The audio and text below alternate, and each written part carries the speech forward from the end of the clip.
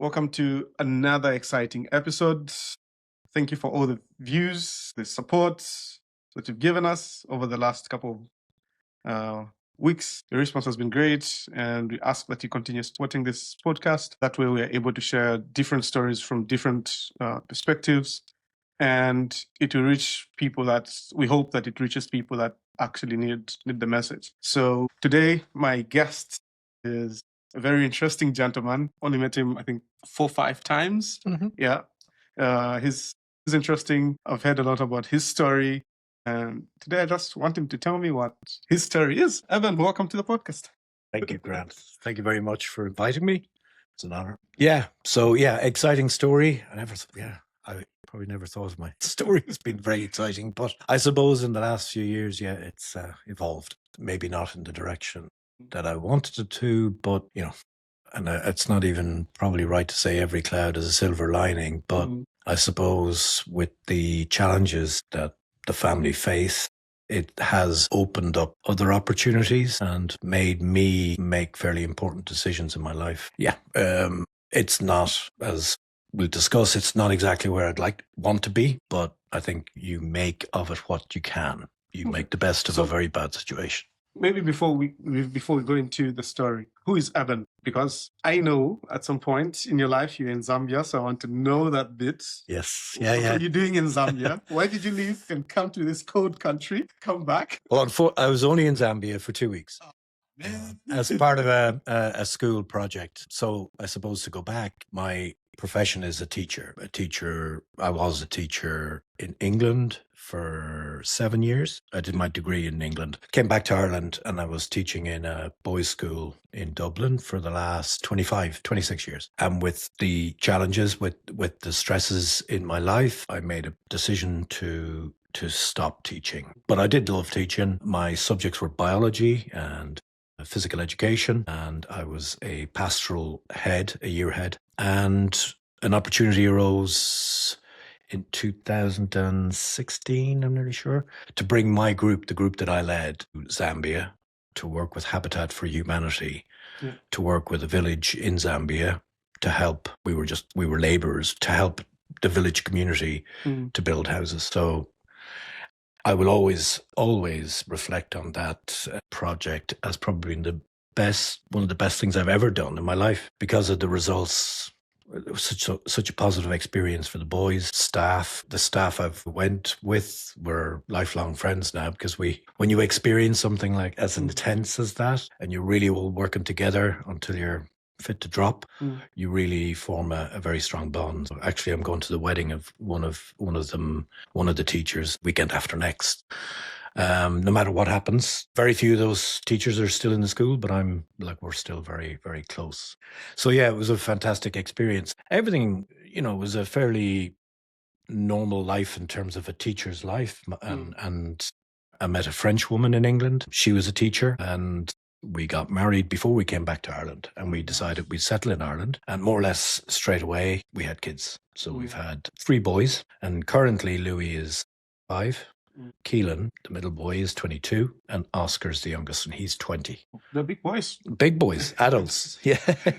I know I don't look that old that I should have children of that age, but I do. And I'm very lucky they are 3 good lads. Calls me any trouble. So I'm lucky that way. Okay. But So when did you, for example, figure out that she had signs of dementia, and did you know that it was actually dementia? No, not at all. I suppose it goes back, the diagnosis. My wife, Sandrine, was diagnosed with Parkinson's on the 19th of April, 2017. And I know that date precisely because it was my 50th birthday. So it was kind of and prior to that, this is like the important red flags or signs to us, but we didn't know at the time. Sandrine suffered from extreme anxiety, probably 2 years before the eventual diagnosis. That was the first symptom that probably cropped up, and it was crippling anxiety. She really couldn't, she couldn't function. You access services to deal with anxiety. So she was seeing a psychotherapist. She was taking the appropriate medication for anxiety, but it wasn't really, it was getting worse. And we kind of put it down because once Oscar was born in 2005, we had 3 boys, so we thought it'd be nice to have a girl. Yeah. So we were trying for another child, and we had 3 miscarriages, fairly one after the other. So having had 3 very healthy, normal pregnancies, Sandrine then suffered from 3 miscarriages, which were really, really affected. Obviously, it affects the whole family, but Sandrine was really affected by the miscarriages. So we kind of put the anxiety down to that event or those events. And with the anxiety then came a tremor. But the medical opinion was that the tremor was linked to the anxiety, that it was an anxiety-driven tremor. There were other little small things, like her handwriting got smaller. And she had beautiful calligraphy. She had beautiful handwriting. Everyone always commented on it was like it was always perfect. Even if she was writing a shopping list, you could go, wow, that's so. But she'd even say, I don't know why I can't write normally. It's getting smaller and smaller. So there was a few little triggers. So I think we were in France the year before diagnosis, 2016, and her family GP saw her that summer and said, "This isn't." But I suppose he knew her all her life. He just said anxiety. He just said to me, Sandrine is very sick, that if we had stayed in France for that summer, if we'd stayed longer, he said he would have hospitalized her. She was that debilitated by the anxiety. So we came back, and he did advise, this is not just anxiety, there's something else going on. So came back to Ireland, and I suppose we went through a few, tried to get at more answers and hoping that the anxiety would die down. And then come April 2017, we went to the Mater and we got the diagnosis of Parkinson's, which was devastating. The memories of that particular day of getting that diagnosis and just being left with it and digesting it and thinking, well, what implications? You just don't know where to go. But I remember Sandra, I had to more or less carry her to the car, because Sandrine's nature, and it's not a negative thing or a criticism, but she would have been always fairly anxious about her health. And every little health issue would have caused her problems. She'd worry about them. So it was in her nature to be a bit anxious anyway, but health was always so if you can only imagine, when you're told, she was 45 at that time, that you've got Parkinson's. Her grandmother had Parkinson's, so she saw the effect it had on her grandmother, who was in her 70s at the time. So she obviously saw what might be ahead. I suppose we adjusted when she eventually came to terms, and we thought, right, this is a disease which can be medicated, and you can live with it, and you can live well with it, exercise, etc. I would have done the research, because Sandrine didn't want to know. It was she was in denial. So that's before the formal diagnosis. No, after the Parkinson's diagnosis. After the Parkinson's. Yes. We were just coming to terms with the symptoms of Parkinson's, like the tremor, the medical, and the scheduling of medication. Yeah. It's very strict, 4 times a day, 7, 10, 2, 6, I still remember. And then not eating kind of an hour before, an hour after. And Sandrine would have been very rigid about those. Yeah. If the doctor told her to do that, that's what she did. Yeah. So her life was very much regimented by her medications for a few years. And we had a very good consultant in Tala, Dr. Richard Walsh, and he kept a close eye and titrated meds as required. When she had too much dyskinesia, he brought the cinnamon down, and she had less involuntary movements, and she generally was doing quite well. I always remember, like, when we'd go for our appointments, he'd be checking her walk and her rigidity in terms of how she reacted to a push or anything like that.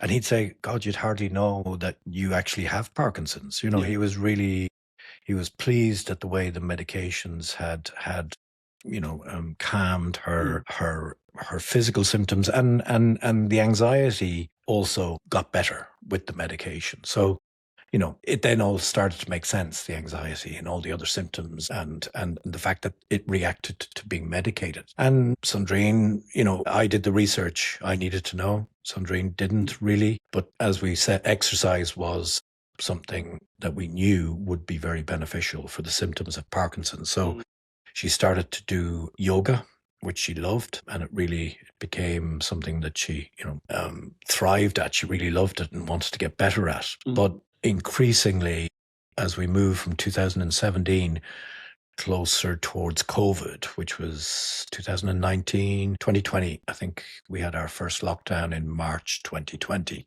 Things were starting to show up.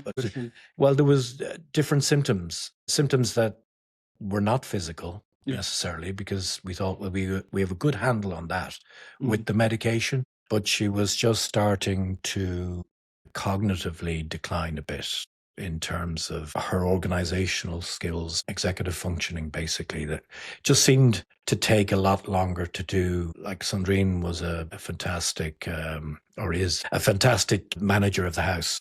She ran the house like clockwork, the boys organized everything.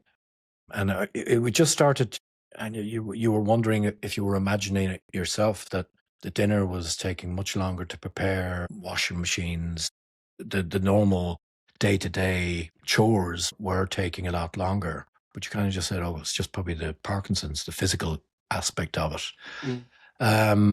Then we had the beginning of psychosis in that lockdown 2020, 2021, where Sandrine, and it would have started with, which is quite common, seeing shadows. Yeah. Where if there was a coat hanging on a banister, which is something that we'd all go, oh, there's somebody there. Oh, no, there isn't. It's just a coat. That crept in.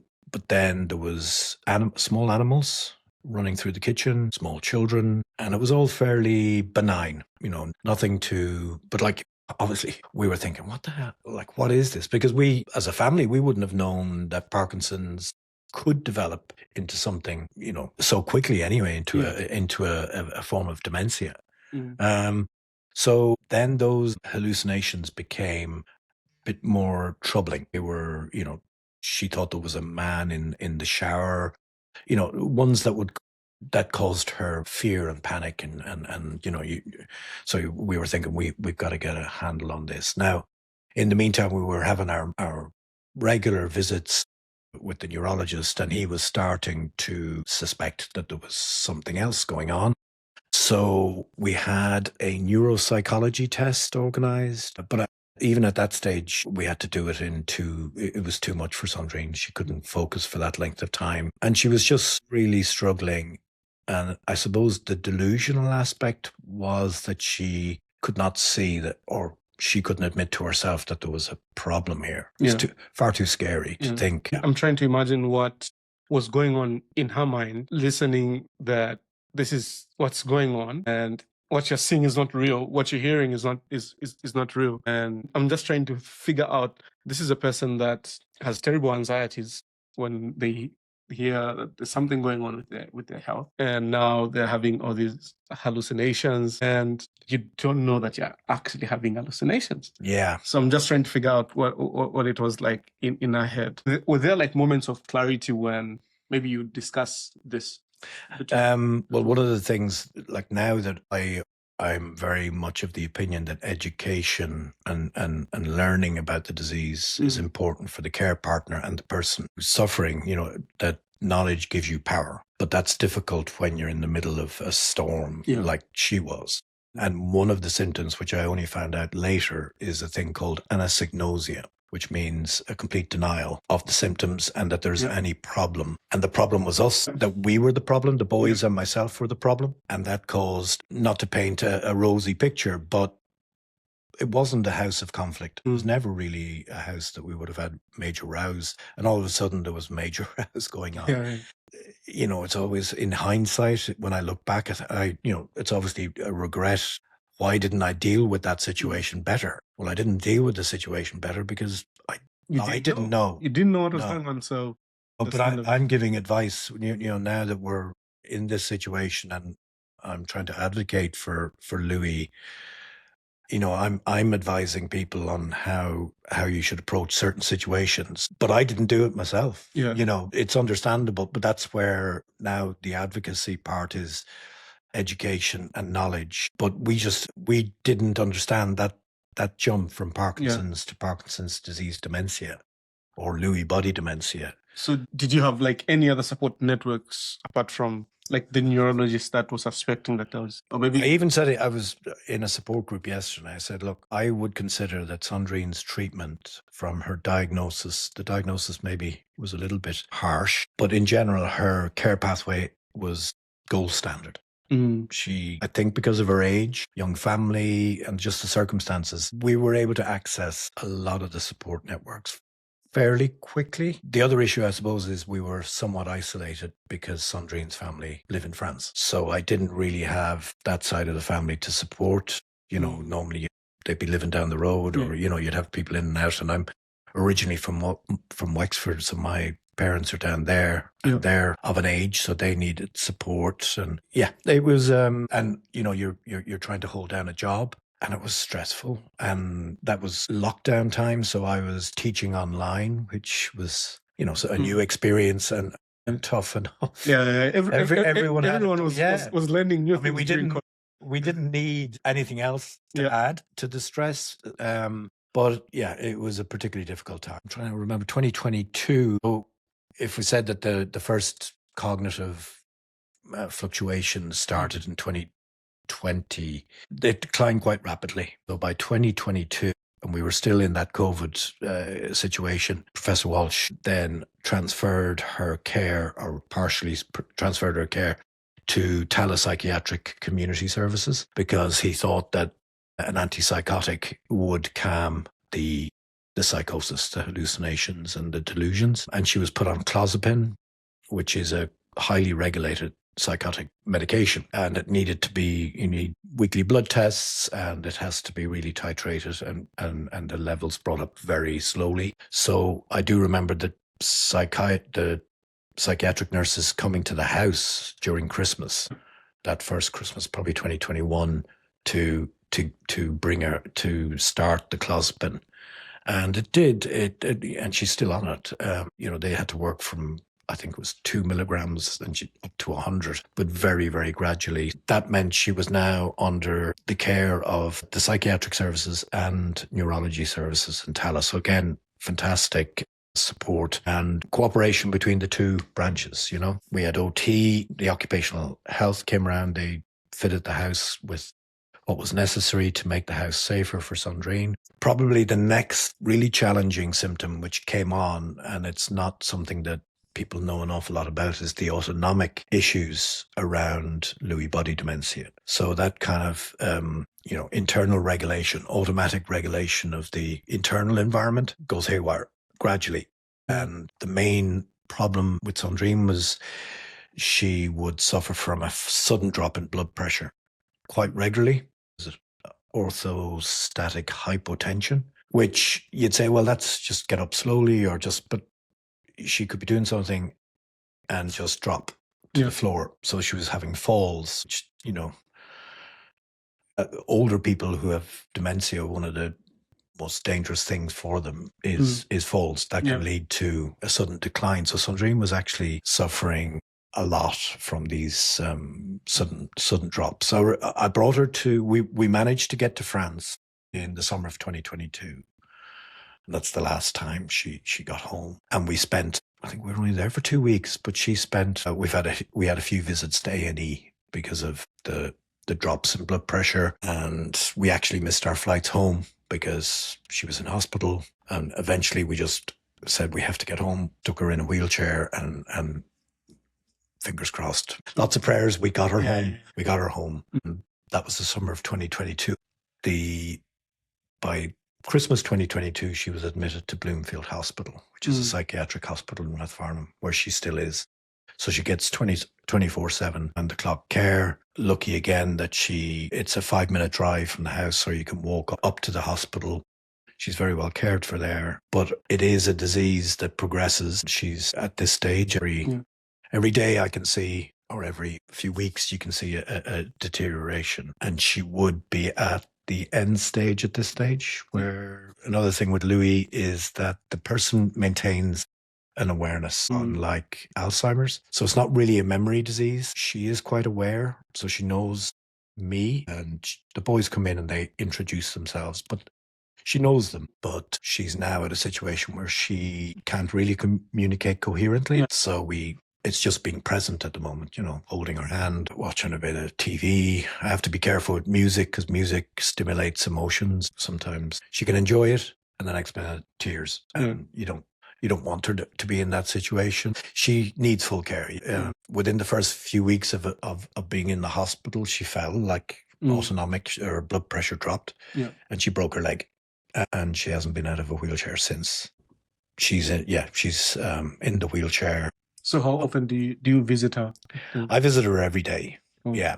I couldn't not. I just have to be there. It's for me as much as it is for her. I have to be able to so going back, my own mental health struggles I would have always considered myself fairly level-headed and in control. Men, we don't talk about those things. Strong and silent, just get on with it kind of thing, especially Irish men. It was getting really, especially around COVID time. But eventually I applied for a career break. I just said, I need it.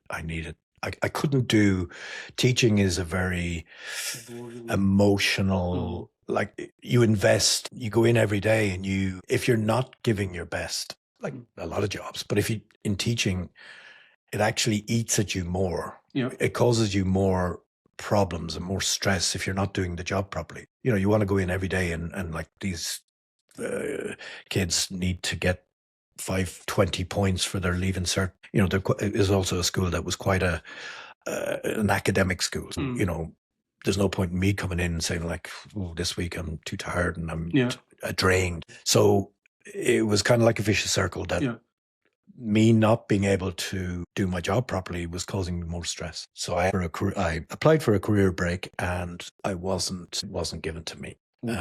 So they said why? It was a rule that, and it's very much up to the school themselves to give it. It's not an automatic right. It's decided by the school according to need. And it was just a rule saying that we don't give career breaks, so you're not getting one. So how did you navigate? So I went back to school that September and, kept going. And the fact that I was a year ahead as well, I had pastoral responsibilities, which means discipline and, and with discipline, teaching's an act. You're acting all the time. You're pretending that you're annoyed, even though you're not annoyed, But I couldn't do that anymore. There was nothing left in I had no more energy, no more nervous energy to give to the job. And it was, so I remember coming back after the Christmas holidays of that year where I asked for the career break. I remember the principal walked in and I was actually asleep.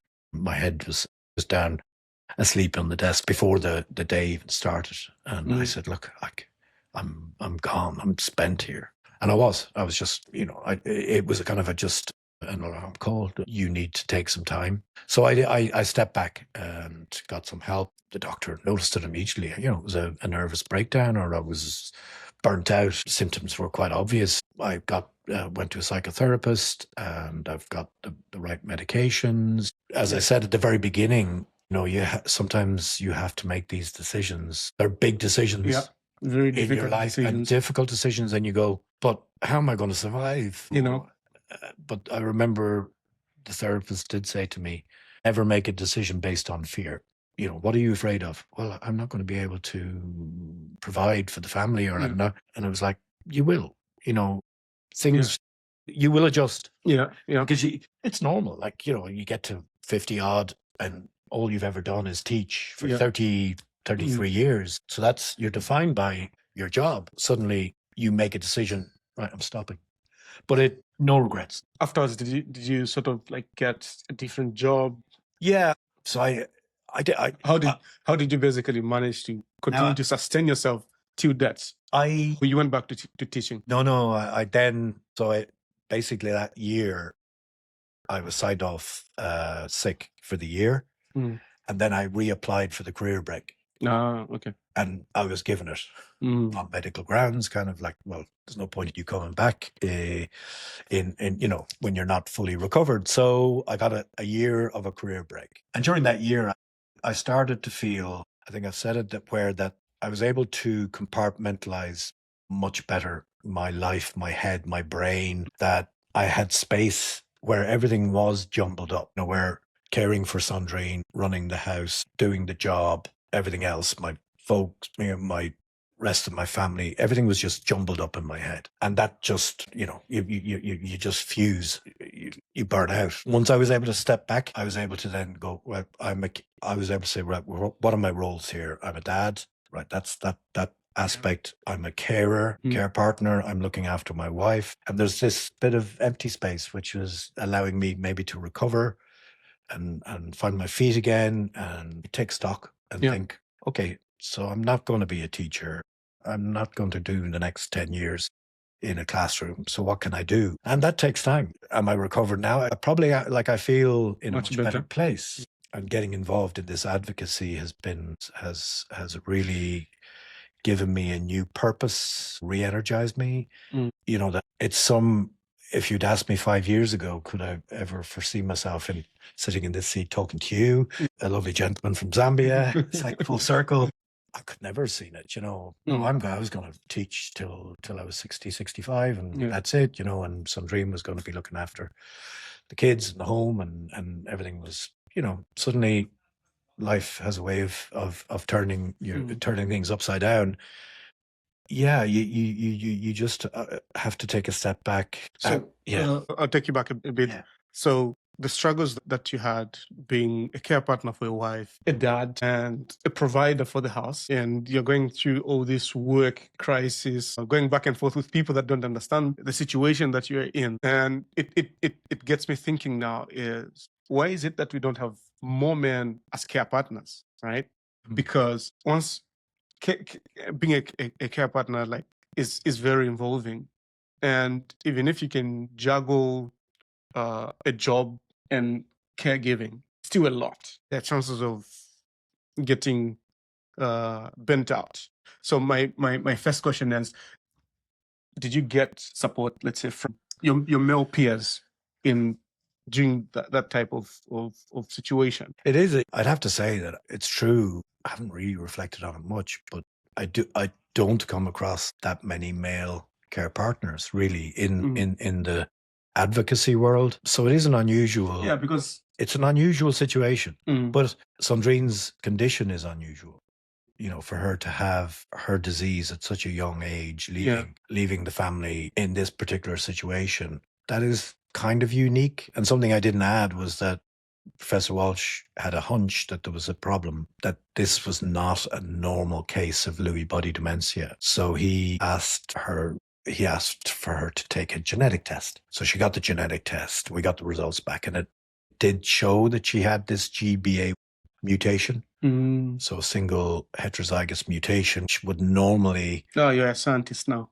Yeah, the biology. It would normally pass, and it has passed through her family without anybody ever knowing that it's there. So she just, for whatever unfortunate reason, the gene expresses itself, and she ends up with this, young onset and very rapid aggressive decline. So that's, I suppose, I can't imagine that there are that many in Ireland anyway, in the small population that we have, there are that many people in a similar situation.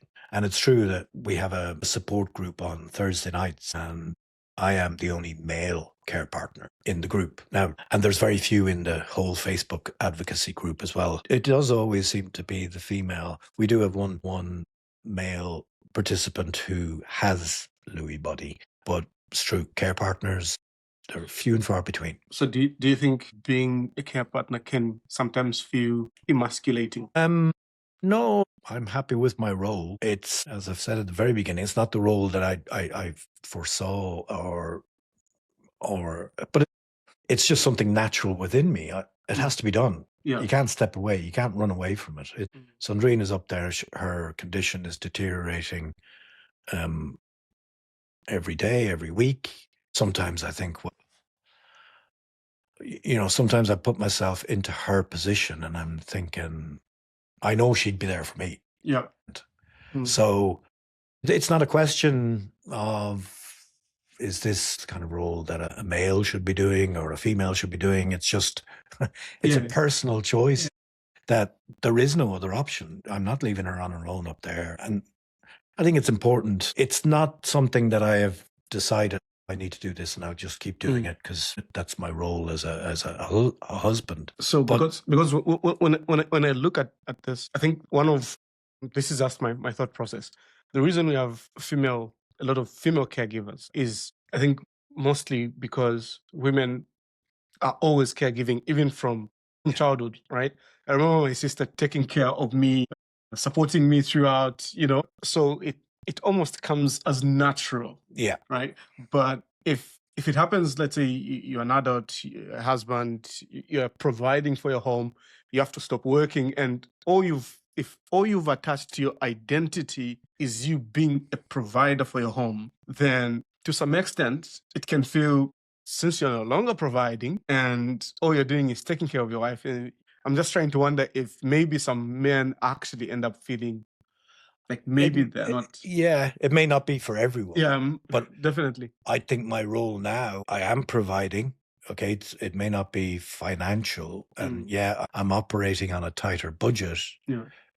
But there's still dinners on the table, and the boys are still, I'm lucky in that sense that the boys are kind of they're semi-independent at this stage. So I suppose the bills aren't as big as they were. But I would see the providing that I'm doing now is as important, if not more important, than what I was doing 20 years ago. 20 years ago, I was, getting the money in to put food on the table, but we're surviving, and that's all that matters. We'll get through it, and we're not in need of anything. And if there's been anything from this, you just, it's a bit of a cliche, but it puts a huge amount of perspective on your life. You just go, well, look, get from Monday to Friday, make sure Sandrine is comfortable, the lads are provided for, doesn't really, that's enough. Yeah. That's enough. I find it difficult that if somebody said to me, you need a week off here, take a break. Go down to Zambia and take a week. You should. I should. I'd love to. But at this current stage of my life, I need to be there. It's strange. I suppose the mirror, it's funny because my mum is in a nursing home and she has Alzheimer's, and my dad is in the same position as me. So I see it. So we talk regularly, my dad and I talk every 2 days, and it is bizarre that we're comparing notes. So how was Sandrine today? And how was mum today? Yeah, you know yourself. And like the number of times we just say, well, you know yourself. It's strange that they're almost at the same points in their disease. My mum is fully blind at this stage. She's more coherent than Sandrine is. But we're comparing notes, and my dad is in which I think is actually good. There is support there. There is support, and at least you have someone that you can talk to. But I should be in the role that I can go down and support him. Yeah, we're kind of operating in our own silos. Like, we have to look after our immediates. In a normal situation. Yeah, in a normal situation, I'd be down in Wexford and making sure my dad's okay, because he's living on his own, and he's in the same situation as me. He knows exactly how I feel, that he needs to get out and see my mom every day. So there's no point Is he getting any support from? No, he's 90. He'll be 94 in August, and the HSE did an assessment with him last year and said, no, you're too healthy. You're too strong and healthy. He's operating now. He's come to a decision in the last few weeks that he wants to go into a nursing home. He wants to go into the nursing home with my mum because he just finds it too lonely. It's loneliness that is kind of eating at him, because we're not able to be there as much as we'd like to be. But there is that, this care partnering is not just a one way.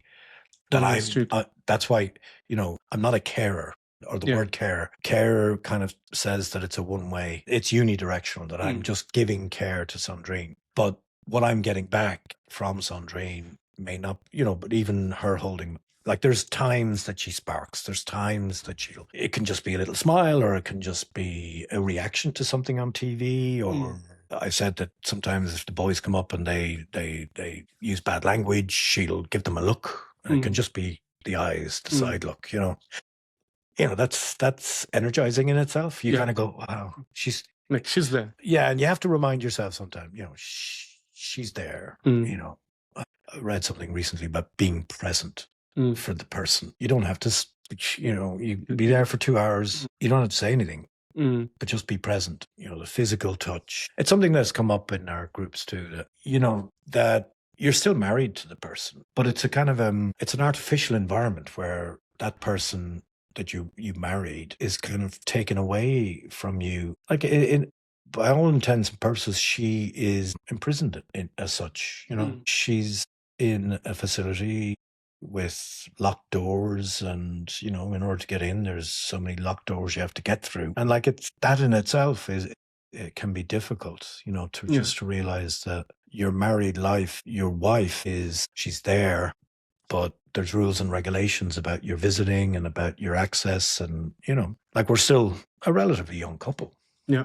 Who should be we should be looking forward to our retirement and whatever we would have done, but this is the life we have at the moment. No, I think it's nice that you actually have support networks, support groups that you've actually helped create and support. And I know the work that you're doing with Emerald Louis is something that I'm assuming sparked your passion about advocacy. So how do you feel being able to contribute to research as someone who has lived experience and is sharing this story, the experiences, and that helps basically research how it should be done? I talked about getting help, mental health issues, and now being able to compartmentalize my life a bit more and divide my time up and say that's my care partner time, my family time. And because my job is now gone and never gone back, there was this empty space of, okay, so what do I want to do now? And I think you asked me, I became a postman for 7 or 8 months, which was great. It was just lovely to do a job that was different, physically challenging, maybe a little bit too much, and very early hours. And I was running low. It wasn't a burnout. It was more just running low on energy to be able to give to the work. I think I'm more aware now of the warning signs. I need to go, okay, if I keep going like this, it's probably not going to do any of us any good. So I was able to say, okay, I enjoyed that. It was a great experience. Good to be able to say I did something else completely different from teaching. And it was such an eye-opener to see a new environment. It was really good for me. But I did say, okay, I need to step back and have a recharged batteries. So I did. And I think then it gave me, I thought, I can advocacy. I think I always would have foreseen if things had gone according to plan with the family, I probably would have liked to have seen myself in some kind of role, like I spoke to you about. I'd love to go back and do some work in Africa, in Zambia in particular. I really loved it. So I could see that that's maybe a way I would have gone in retirement and possibly, but so I suppose it's just been brought forward a bit. And I think being a teacher as well, I mean, that it's in your DNA that you want to give information, your experience, your learnings. And with teaching biology and whatever, it was learnings from a book and from your experience. You get better every year, or maybe you get worse. I don't know, but you fine tune your craft. It is a craft, it's a skill. The lived experience is new to me. That, and to know that people value it is great. Like coming in here into Trinity and knowing that the time that I'm giving, there's no financial reward for it, and I'm not looking for one, but the reward is for myself is that people are learning. I'm still being the teacher in a different way. In a different environment also. A different environment, and the people who are listening to me are very well behaved. And they don't expect tests at the end. There's no exams. I don't have to correct their homework. It's the ideal world. And, that has been really so refreshing for me to remain kind of in the educational sector, to meet people, like-minded people who are interested in improving the outcomes for people with mental health challenges is fantastic. It's just, it's like I'm just looking for an excuse to come in here now. Anusha will say to me, oh no, well, we don't want you coming in every day. Why not? I want to come in every day. Yeah, I'll come in every day, I think I said it to somebody that I've actually spent more time in college in the last year than I did when I was meant to be in college. Well, then Yeah. you didn't want to be in college. Well, you were young and kind of those lectures aren't important. While now I'm looking for an excuse to be here. I just love the of everyone. There's a mission there. Yeah. And the mission, especially with Emerald Louis, is just, it's great to be at the start of something that you can see with Emerald Louis. It's a fantastic project. Lewy Body Dementia there's so little awareness about the disease in Ireland, and the services aren't great. But even within the year that I've worked in the group, you can see huge strides, and people, just, oh yeah, I know about that now. I know about the disease, because it is so important that a person is diagnosed early, that the warning signs that we missed are seen by the first point of contact. Could be the GP or a family member who goes, oh yeah, I read something about that, or I saw that on TV, or I heard that on the radio. That might be. And that leads to a better diagnosis, a quicker diagnosis, better treatment, so better outcomes for the person with Lewy. It's not a very pleasant disease, but if Emerald Louis can help in alleviate the stress for the family, the care partners, and the patient themselves, make their life better, then it's fantastic to be involved in a project that's so positive. So with your colleagues that you're on the PPI panel with, because I remember last year I went to Limerick. I met another PPI panel for aging research at University of Limerick. Yeah. And it's a brilliant community. They discussed, you could see the interaction, the support networks within the group. Is it the same with you? Like, how often do you discuss maybe challenges that certain individuals are going through? And it's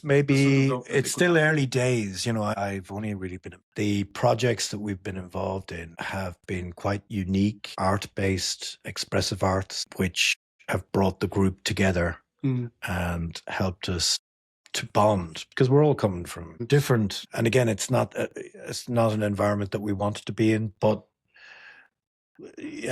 we've had some really positive experiences where the group have come together. We've done online Zoom meets, but they're never the same.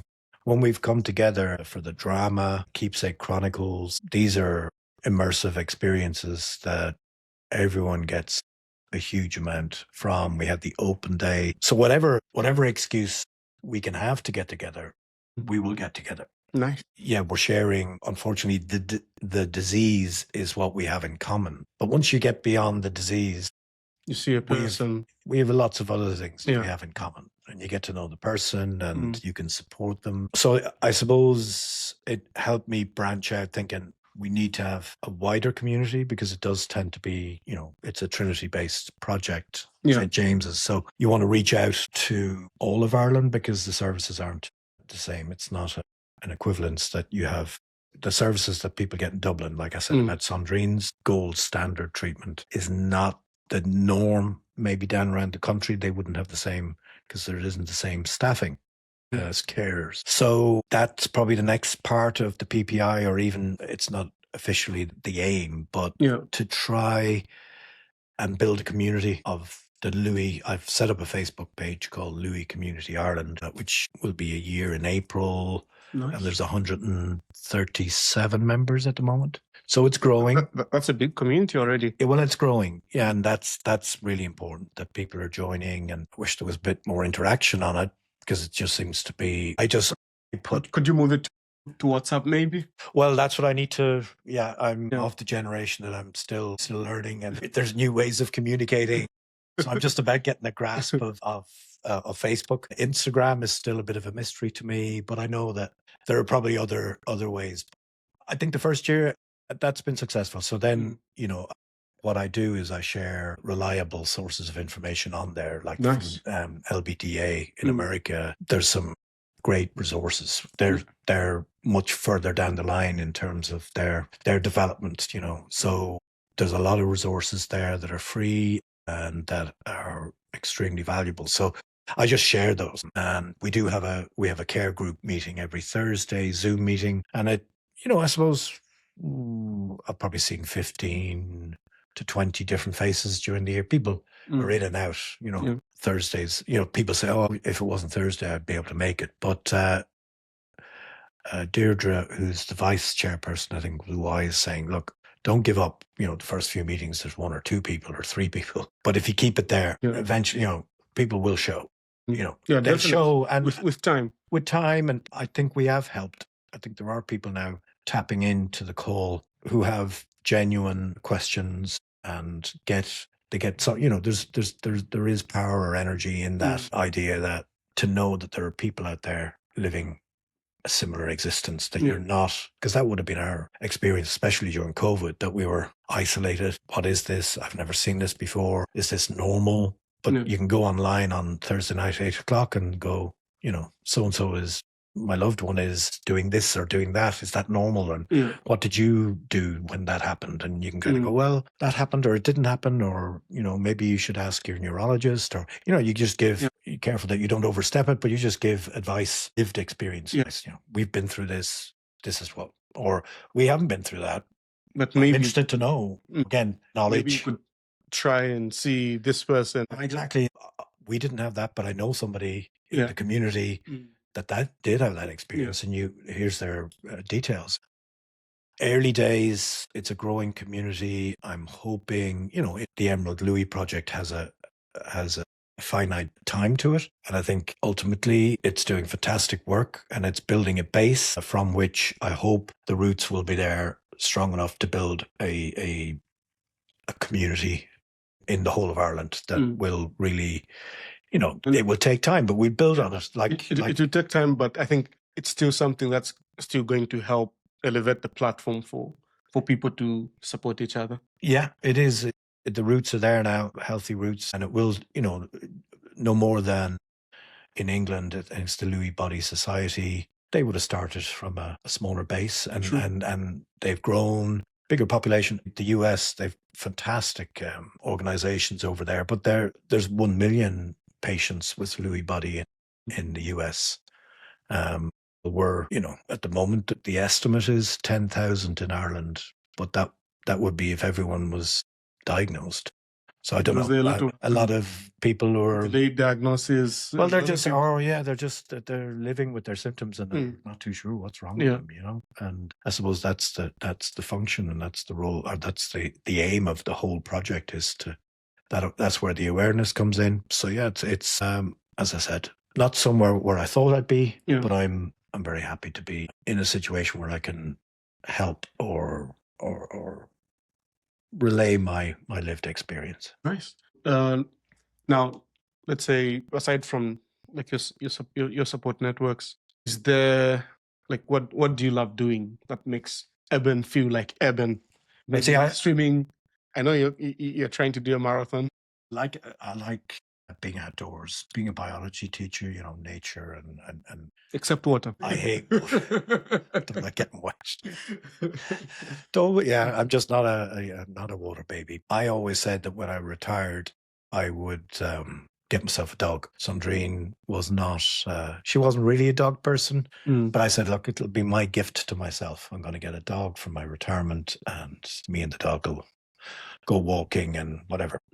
Last year, I'm a sucker for a sob story. I saw, it came up on Facebook, Husky Rescue Ireland had this lovely 13-year-old husky that needed an emergency accommodation. I thought, okay, 13-year-old, trained, don't have to do any of the training, just, give him a good home. And we took him on in September, I think, of last year. But he passed at Christmas. He came with medical issues, so we knew that his time wasn't. But it went very quickly. And then I said, lads, because the boys are very keen on the dogs as well. I said, lads, let's say that, it was hard. Even after 3 or 4 months to have a dog put down, it's an emotional thing, and we have enough on our plate. But of course, that didn't last. So in the last, I think, about a month now, saying this Husky Rescue Ireland got in touch saying, look, we have this dog, very similar to the other fella, bit younger, needs a home.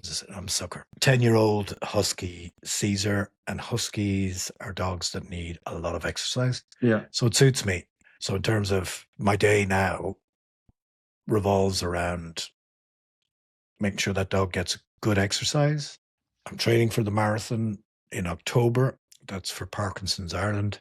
So that takes time. I've my daily visit to Sandrine in Bloomfield, and my advocacy. Nice. So, I'm not going to officially declare that I'm retired. I'm semi-retired. Yeah, I think April 2027, I can officially retire. So I've got I'm in this kind of, what would you call it? Honeymoon preparatory phase.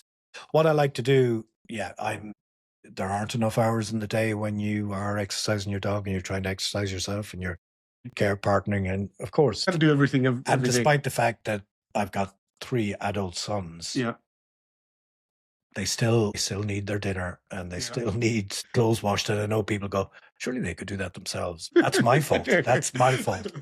I'm one of these people who, well, I'll do it because I'll do it better. I'm not letting you cook the dinner because I'll have to eat it. Yeah. Thank you very much for sharing your story, Eben. Pleasure. If you enjoyed this episode, don't forget to like, subscribe, and most importantly, share within your community because there might be someone that needs this message. Thank you very much. Catch you later. Thank you.